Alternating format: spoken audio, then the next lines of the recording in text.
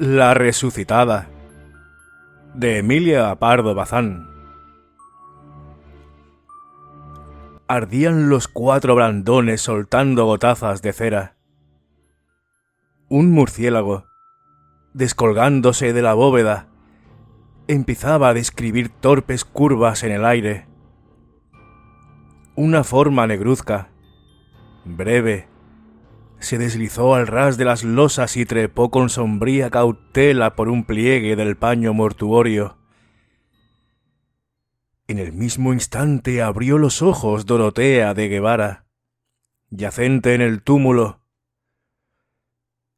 Bien sabía que no estaba muerta, pero un velo de plomo, un candado de bronce la impedían ver y hablar. Oía, eso sí, y percibía, como se percibe entre sueños, lo que con ella hicieron al lavarla y amortajarla. Escuchó los gemidos de su esposo y sintió lágrimas de sus hijos en sus mejillas blancas y yertas. Y ahora, en la soledad de la iglesia cerrada, recobraba el sentido y le sobrecogía mayor espanto. No era pesadilla, sino realidad. Allí el féretro, allí los cirios, y ella misma envuelta en el blanco sudario, al pecho el escapulario de la Merced. Incorporada ya, la alegría de existir se sobrepuso a todo. Vivía. ¡Qué bueno es vivir! Revivir. No caer en el pozo oscuro. En vez de ser bajada al amanecer, en hombros de criados a la cripta, volvería a su dulce hogar y oiría el clamoreo regocijado de los que la amaban y ahora la lloraban sin consuelo. La deliciosa idea de la dicha que iba a llevar a la casa hizo latir su corazón, todavía debilitado por el síncope. Sacó las piernas del ataúd, brincó al suelo y con la rapidez suprema de los momentos críticos combinó su plan. Llamar. Pedir auxilio a tales horas sería inútil, y de esperar el amanecer en la iglesia solitaria no era capaz. En la penumbra de la nave creía que asomaban caras fisgonas de espectros y sonaban dolientes quejumbres de ánimas en pena. Tenía otro recurso: salir por la capilla del Cristo. Era suya, pertenecía a su familia en patronato. Dorotea alumbraba perpetuamente, con rica lámpara de plata, a la santa imagen de Nuestro Señor de la Penitencia. Bajo la capilla se cobijaba la cripta, enterramiento de los Guevara Benavides. La alta reja se columbraba a la izquierda, afilinagrada, tocada a trechos de oro rojizo, rancio. Dorotea elevó desde su alma una deprecación fervorosa al Cristo. Señor, que encontrase puestas las llaves. Y las palpó. Allí colgaban las 3.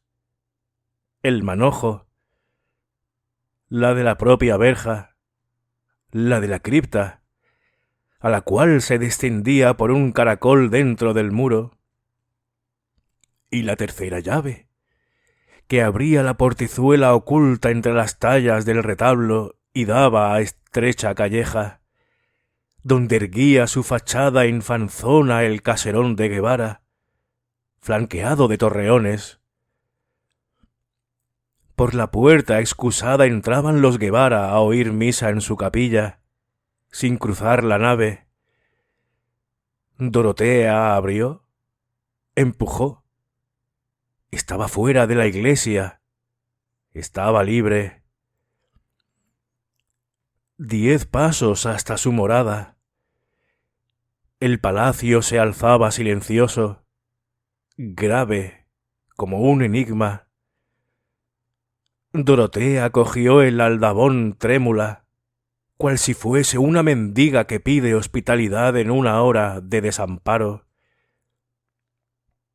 ¿Esta es mi casa, en efecto?, pensó, al secundar al aldabronazo firme. Al tercero, se oyó ruido dentro de la vivienda muda y solemne, envuelta en su recogimiento como en larga faldamenta de luto. Y resonó la voz de Pedralbar, el escudero, que refunfuñaba. ¿Quién? ¿Quién llama a estas horas? ¿Qué comido le vea yo de perros? Abre, Pedralbar, por tu vida. Soy tu señora. Soy doña Dorotea de Guevara. Abre presto. Váyase en hora mala el borracho. Si salgo, a fe que lo ensarto. Soy doña Dorotea. Abre. ¿No me conoces en el habla? Un reniego, enroquecido por el miedo, contestó nuevamente. En vez de abrir, Pedralbar subía la escalera otra vez. La resucitada pegó 2 aldabonazos más. La austera casa pareció reanimarse.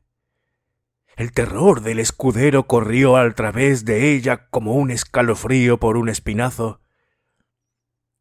Insistía en el aldabón, y en el portal se escucharon taconazos, corridas y cuchicheos. Rechinó, al fin, el claveteado portón entreabriendo sus 2 hojas, y un chillido agudo salió de la boca sonrosada de la doncella Lucigüela, que elevaba un candelabro de plata con vela encendida, y lo dejó caer de golpe. Se había encarado con su señora, la difunta, arrastrando la mortaja y mirándola de hito en hito.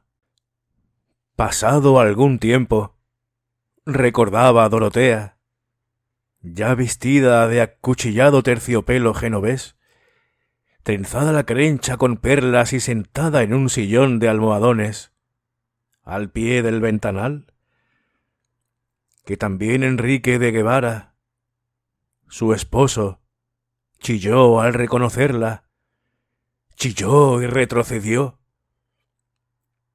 No era de gozo el chillido, sino de espanto. De espanto. Sí. La resucitada no lo podía dudar.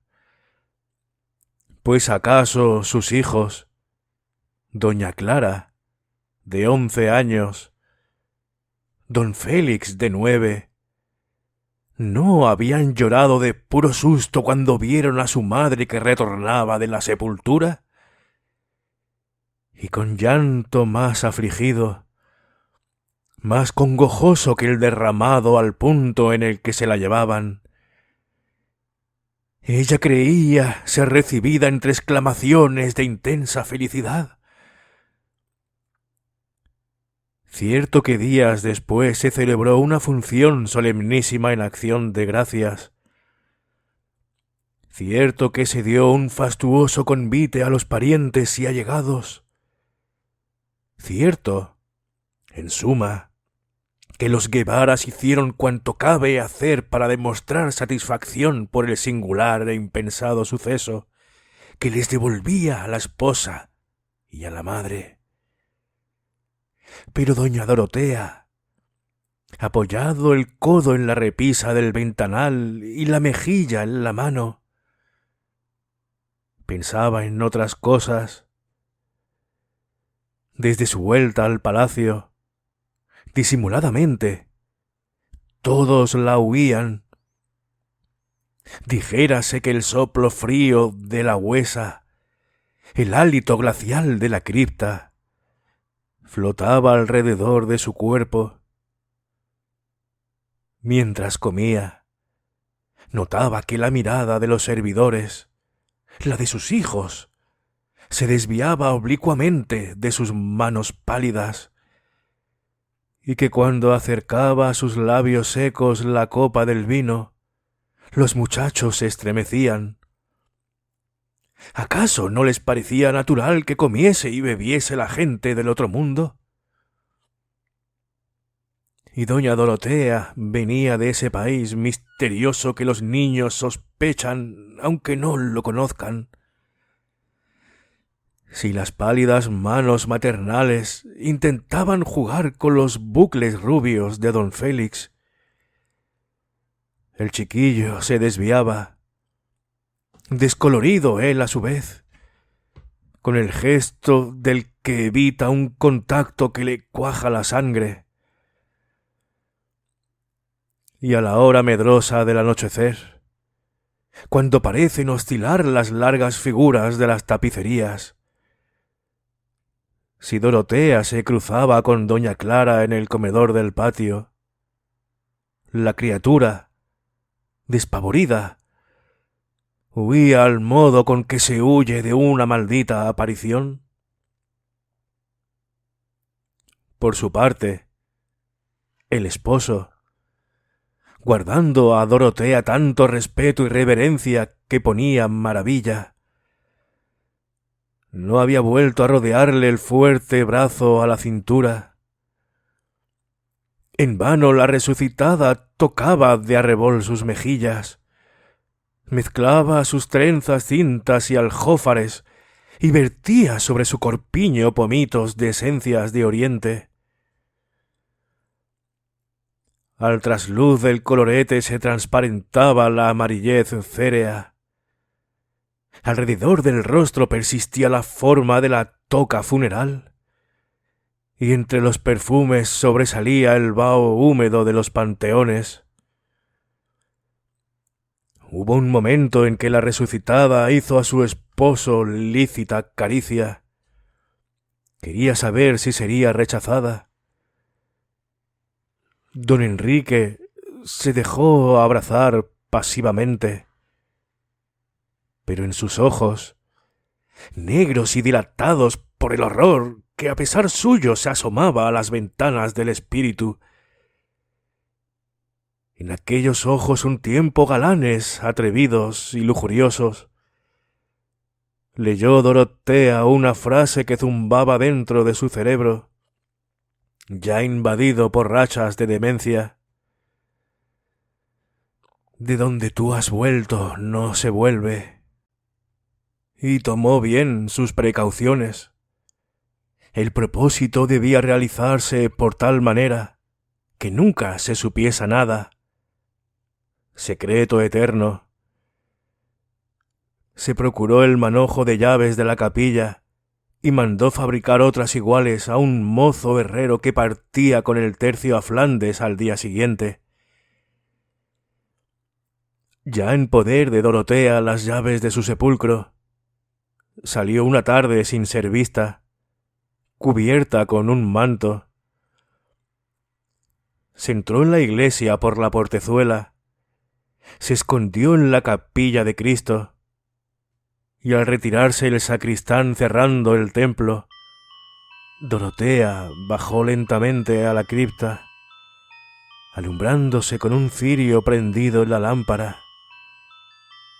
Abrió la mohosa puerta, cerró por dentro y se tendió, apagando antes el cirio con el pie.